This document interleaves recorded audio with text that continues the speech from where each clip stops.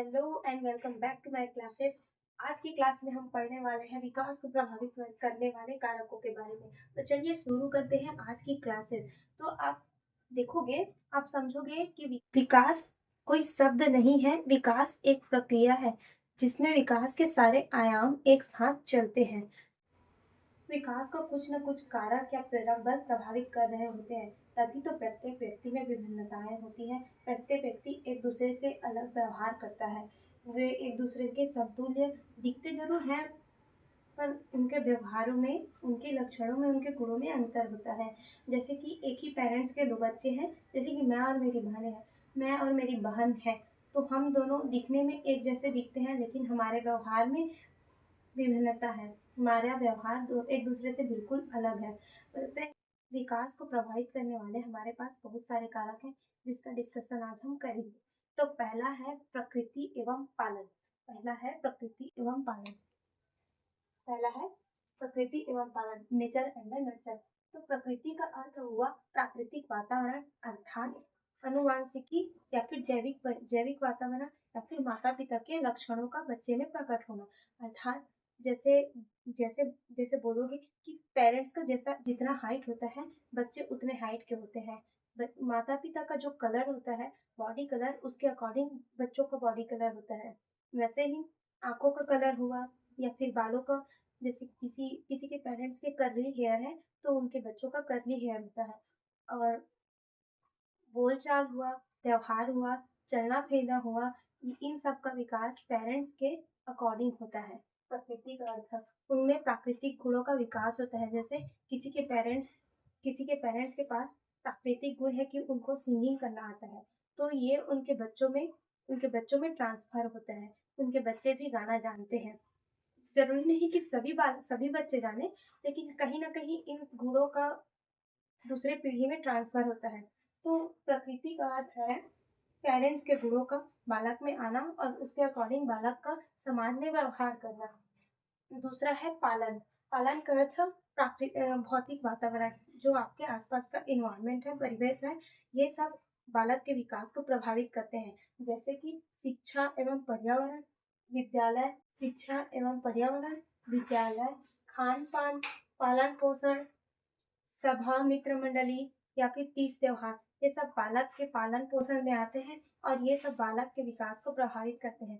जैसे कि आप देखोगे तीज त्योहार के बारे में, तो प्रत्येक क्षेत्र के अपने पर्टिकुलर तीज त्योहार होते हैं और इसके अकॉर्डिंग बालक उन सब के बारे में जानता है।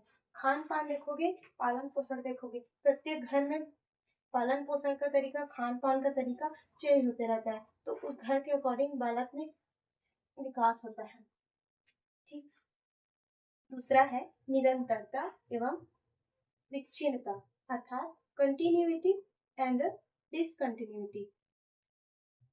अर्थात आप देखोगे कि विकास को निरंतरता भी प्रभावित करती। उदाहरण के लिए आप देखेंगे कि एक बच्चा जो है शैशवावस्था में अपने पेट के बल फिसलता है। एक बच्चा शैशवावस्था में अपने पेट के बल फिसलता है। उसके बाद शैशवावस्था से अगर वो बाल्यावस्था की ओर बढ़ रहा होता है, तब वह घुटनों के बल में चलना सीख रहा होता है। उसके उसके उसके बाद बालक अपने बाल्यावस्था में आता है, तब अपने हाथ, अपने पैरों के सहारे चलना सीख जाता है। तो ये कंटिन्यू प्रक्रिया हुई, एक स्टेप बाय स्टेप प्रक्रिया हुई विकास, और प्रत्येक अवस्था में विकास प्रभावित होती है। और विच्छिन्नता का अर्थ है अचानक से परिवर्तन का होना। हमें लगता है कि बालक में अचानक से गुणों का विकास हुआ है, बालक में अचानक से परिवर्तन आया है। जैसे कि कोई बच्चा जो है अचानक से कुछ शब्द बोलता है और हमें लगता है कि ये शब्द उसने कैसे सीखा। जैसे कि एग्जाम्पल के लिए, जो 2 साल का बच्चा है और पहली बार वो मान लो डेली डेली बोल रहा है कि मम्मी पापा मम्मी पापा, वो इन शब्दों को जानता है, लेकिन अचानक से बोल उठा कि दादा, तो हम बोलते हैं एक नया शब्द बोला है, कहाँ से सीखा। वैसे ही आप देखोगे कि एक 10 साल के बालक को आज देख रहे हो और 5 साल बाद वो 15 साल का होगा, तब आप उसको देखोगे तो आपका रिएक्शन रहता है, पापा ये कितना बड़ा हो गया। तो आपको भी पता है और मुझे भी पता है कि ये एक निरंतर चलने वाली प्रक्रिया थी, और इन 5 सालों के बीच में उस बालक में शारीरिक परिवर्तन, मानसिक परिवर्तन, संवेगात्मक परिवर्तन हुए हैं, जो हमें लगा कि वो अचानक दिख रहे हैं 15 साल की एज में। तो यह अचानक होने वाली परिवर्तन नहीं थी, यह कंटिन्यू होने वाली प्रक्रिया थी, जो हमें अचानक से लगा कि उसमें उसके अंदर विच्छिन्नता आ गई है, वह अचानक से इतना बड़ा हो गया है। और ये जो निरंतरता है और विच्छिन्नता है एक दूसरे को कोरिलेट करते हैं, अर्थात एक टाइम हमें लगता है कि विकास एक निरंतर प्रक्रिया है और एक टाइम लगता है कि विकास अचानक से हुआ है। ठीक है। तीसरा है हमारा सामाजिक वर्ग। सामाजिक वर्ग का निर्धारण हम किसी व्यक्ति के आय, उसके व्यवसाय और उसकी शिक्षा व्यवस्था से करते हैं। तो हमारे पास 3 तरह के सामाजिक वर्ग देखने को मिलते हैं। पहला है निम्न सामाजिक वर्ग, दूसरा मध्यम सामाजिक वर्ग, तीसरा उच्च सामाजिक वर्ग। निम्न सामाजिक वर्ग, निम्न सामाजिक वर्ग का अर्थ हुआ कि निम्न सामाजिक वर्ग के पास ना तो आय के स्रोत हैं, ना व्यवसाय है, या फिर है भी तो वो व्यवसाय ऐसा है कि उनकी मूलभूत आवश्यकताएं पूरी नहीं हो पा रही है और ना ही उनके पास शिक्षा की सुविधा होती है। निम्न वर्ग के बालकों का विकास जो है उनकी आर्थिक स्थिति से प्रभावित होता है।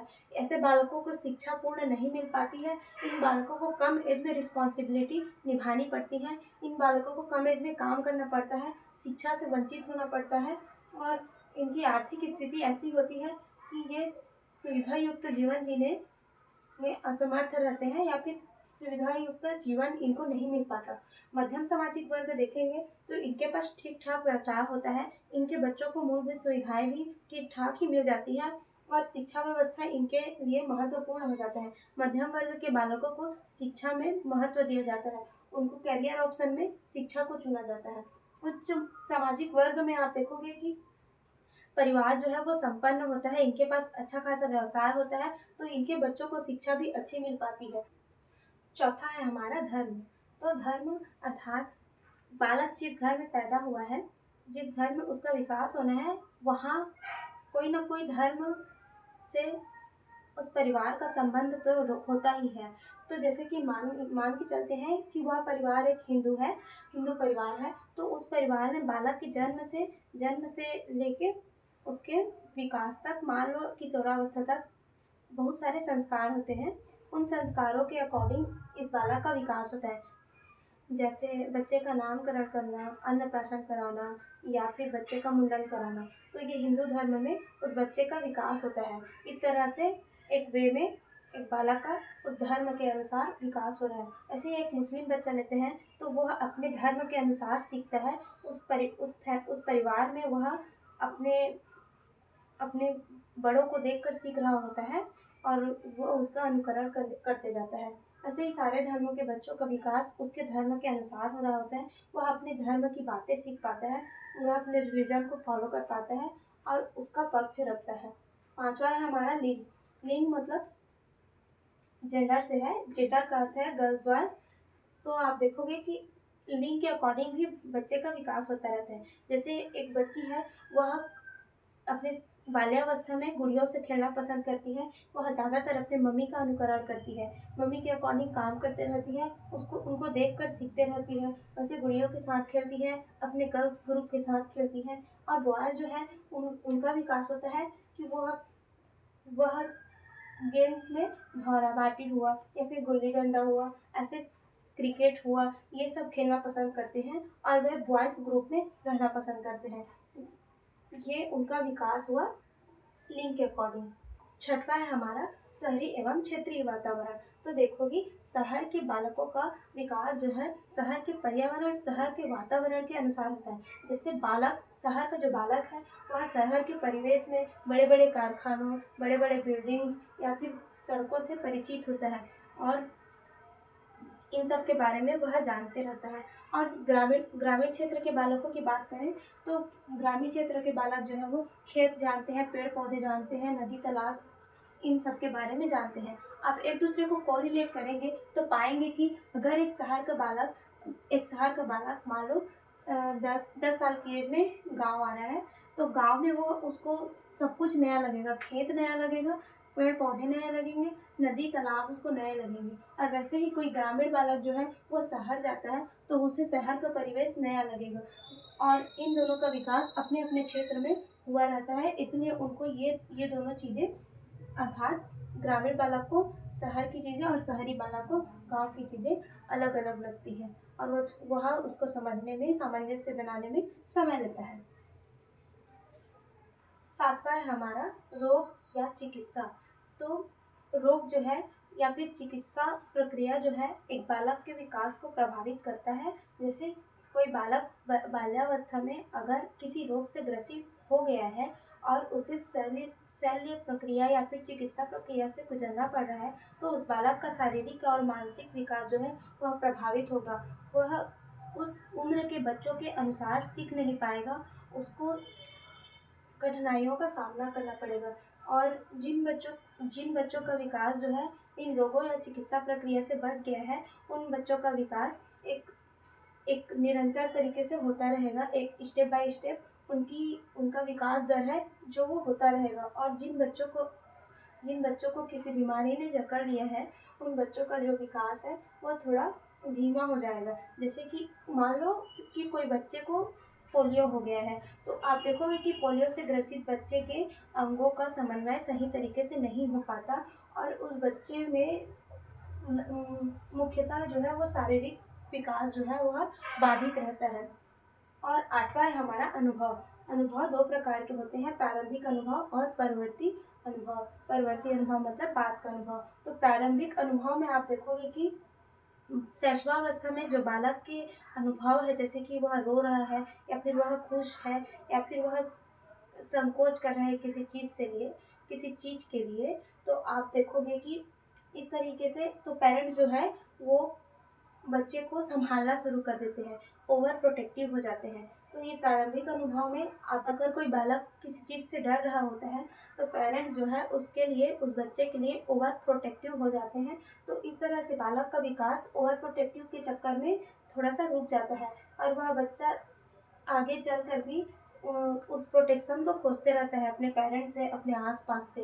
और परवर्ती अनुभव जो है वो बाद का अनुभव है। जैसे कोई बच्चा अच्छा खासा खेलने वाला बच्चा है, परवर्ती अनुभव की बात कर रही हूँ। जैसे कोई बच्चा अच्छा खासा खेलने वाला बच्चा है और बाद की अवस्था में मान लो वो बाल्यावस्था में गया और उस खेलते खेलते उसके साथ कोई दुर्घटना हो गई, तो बच्चा खेलने से डरने लगेगा। तो इस तरह से उसके बाद के अनुभव भी विकास को प्रभावित करते हैं। तो इस तरह विकास को प्रभावित करने वाले कारक समाप्त होते हैं। तो मिलते हैं नेक्स्ट वीडियो में। नेक्स्ट वीडियो में हम पढ़ेंगे विकास के आयाम के बारे में। तो मिलते हैं नेक्स्ट वीडियो में। Bye bye.